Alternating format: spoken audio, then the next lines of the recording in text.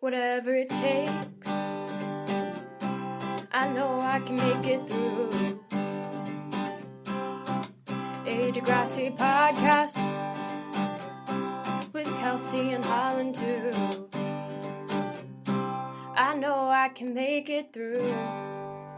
Hi, and welcome to Whatever It Takes, a podcast about Degrassi the Next Generation. I'm Kelsey. And I'm Holland. And today we're talking about Season 8, Episode 12, Heat of the Moment. And Kelsey, will you kick things off and read us the Degrassi Wiki summary? Sure thing. Alli posts nasty things about Holly J on the net. When nasty turns to threatening, Alli is expelled. Peter helps out with his half-sister, but when she interferes with his fun, he decides responsibility for her shouldn't fall on him. She doesn't get expelled. She gets suspended, but also whatever. Also, like, he isn't upset when she interferes with his fun. He's upset immediately. Well, she immediately interferes with his fun. That's a fair fucking point. Note, final appearance of Derek Haig. Thank God. Jesus. Oh my God. I mean, I don't know what that eulogy is going to be yet, but whatever, fine. Have we done bye, bye, bye? Oh, yeah, probably.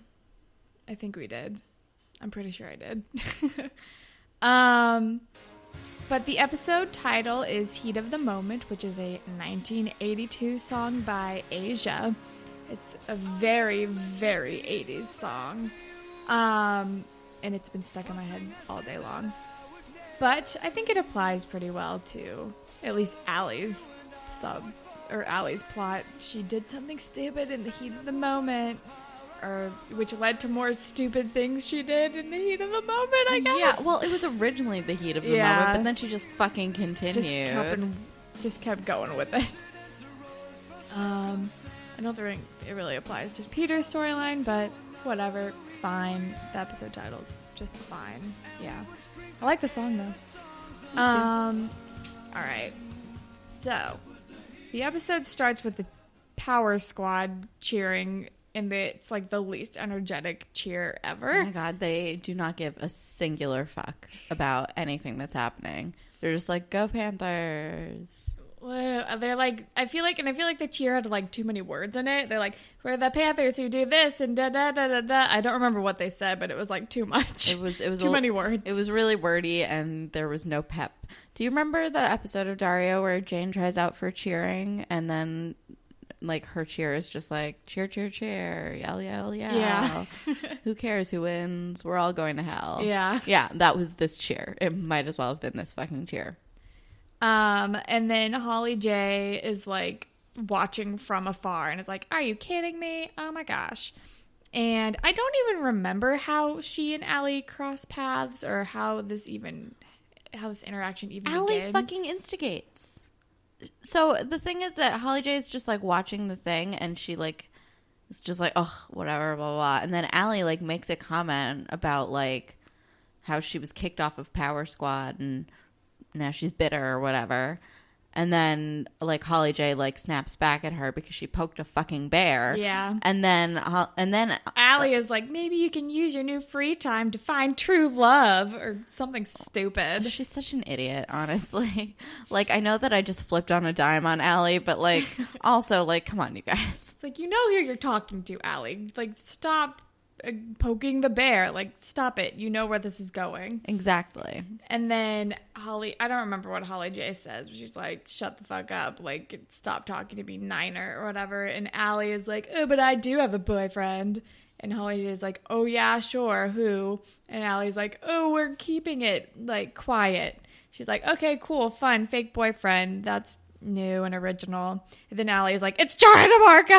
Because here's the thing, Alli is like, Holly J's ruining my life, but like, she, first of all, she started it. Yeah. And she like knew who she was dealing with, and then she told her about her secret boyfriend. Right.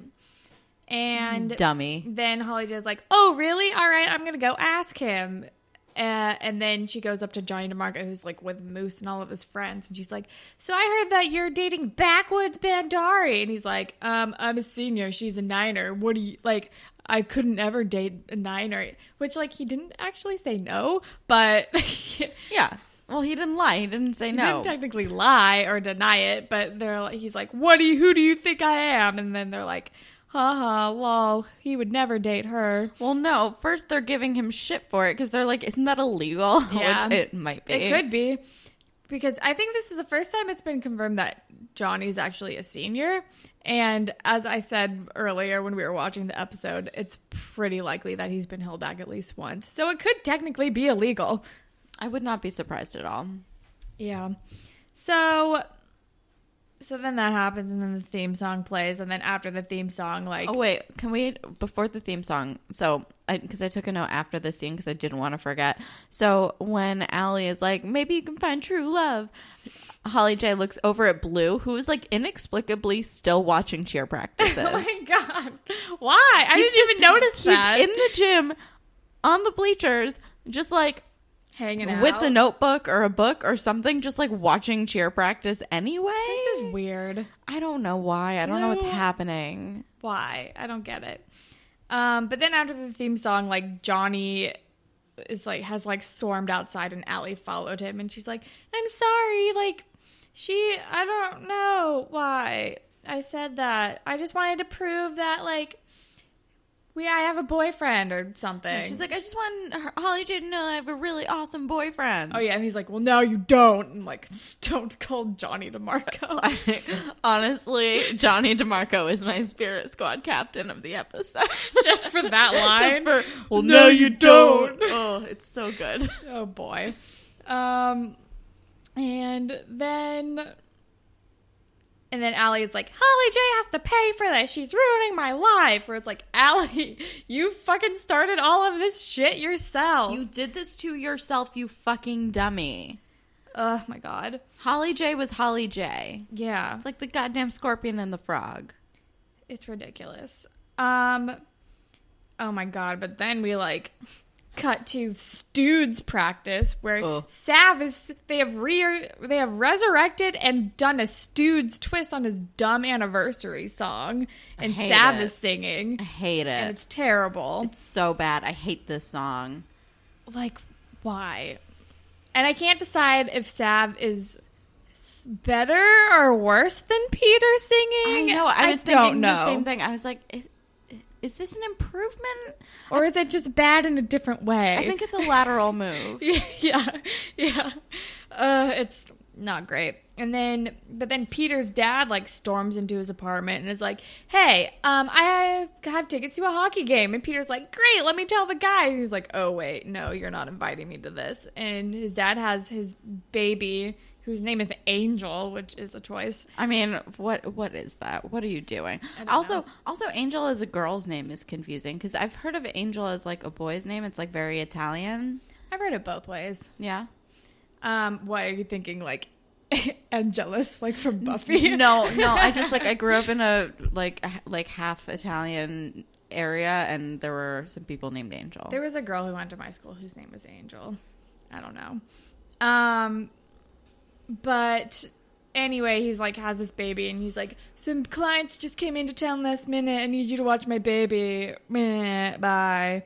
She's like, all right, bye, Peter's dad. You're terrible. Peter's dad is the worst. Also, I love that he just brought over the baby in a like baby carrier thing, but did not bring a diaper bag. Yeah, or any supplies for the baby. He's like, you're a teenage boy. You have all that here, right? And then Spinner is like, well, I guess practice is over. And Peter's like, what? No, babies love music. And then he fucking starts like ripping up his goddamn guitar and is like, and then the baby starts crying. And because it's like loud as hell. Loud as hell and in the baby's face. Yeah. Like, I would start crying too if Peter played the guitar in my face. And then everybody bounces because nobody wants to deal with a child. Same. But then we're at school, and then Moose and Derek are being gross to Alli. They're like crowding Alli and being like, you thought you were dating Jenny? Blah, or something like that. I don't know. They're being terrible. They're being really gross. And they're talking about how like Niners are easy because they're like eager to please or whatever. Oh, I hate them. I hate them so much. They're such dicks. Can and then Moose leave next? Like, I hope so. Why is he still Maybe here? he'll be better without the Derek influence. I don't have high hopes. I don't know. Maybe He's just cocky because he has so much luscious hair. But Anya the hair is not enough to give him that amount of confidence. No, he's like repulsive. But so Anya saves Alli, and she's like, "Fuck you guys," basically. And Holly J is like, Allie's like, Holly J needs to be stopped. Like, I don't know. And then Anya's like, I know, she used to be my best friend, and I don't know, there's no way of stopping her. She's like a cockroach. Like, nothing you can do can, like, stop her. And do we want to do fashion police? Sure. I didn't take a ton. Me neither. Alli is wearing, like, this, like, green kind of juicy couture ripoff, like, tube dress thing over jeans at one point. It was very of the time. And also, so in the scene where they're in the cafeteria later, Allie's wearing a batshit outfit. She's wearing, like, a purple shirt with, like, a different colored, like, thick belt with like like an emblem in the middle, and then she's also wearing these like hot pink like circle earrings. Nothing matches. So many loud belts in this episode. A lot of loud belts. Alli has a lot of sparkly ones. At the end, Mia has like a Jimungo one. Yeah, which is so 2008. I definitely owned like 2 belts like that. Yeah, it was like when you bought dresses that were a little too big on you because you knew you were going to like cinch it with a belt. Exactly. Like, what the fuck was 2008, guys? I don't know. Just buy a fucking dress that fits. And then, also Shantae in that same scene is wearing like a yellow t-shirt with like a weird like cinchy like orange tank top on top of it. It's weird. It's weird. Super weird. It does not look good. At one point, Mia's wearing like the sparkliest shirt ever. She's really leaning into this like 2008 model aesthetic. And like with really tall boots with like tassels at the top or like with ties at the top. I didn't hate the boots. They looked kind of like pirate boots, which Yeah. is like a vibe that I enjoy. That's all I really have though. I did not take a lot of notes. Fashion-wise. My only other fashion note is that at one point, like when Alli is getting taken in by the principal, she goes from one outfit to a dad-approved outfit in like 45 seconds, and I want to know when and where she had time to change and what Snake thought about it as it was happening. I did not notice that. She like goes from like her like normal school clothes and hair to pigtails and a giant sweater in like 45 seconds flat. It's really impressive. Yeah. That's all I have though. Same. But we are with Anya and Alli in the cafeteria, and Anya's like, she's like a cockroach, and Allie's like, she needs to be stopped. And then Alli goes into the media immersion room and starts like what is it called? Like face something? It's like not Facebook, but it's their fake Facebook. Oh, I have it written down. Hold on. Face something. She starts a face something. Face range. Face range. It's so weird. So Group weird. Called I Hate Holly J. And Claire's like, oh, you feel better now? And she's like, yes, I do. And I was like, hooray for online bullying. Great. Claire is the only rational human in this entire episode. She is. Like, everyone just needs to listen to Claire forever. Forever. Alli Bandari, the original cyberbully. Oh, my God. But yeah, I was like, cool. This is super mature. I hate Holly J.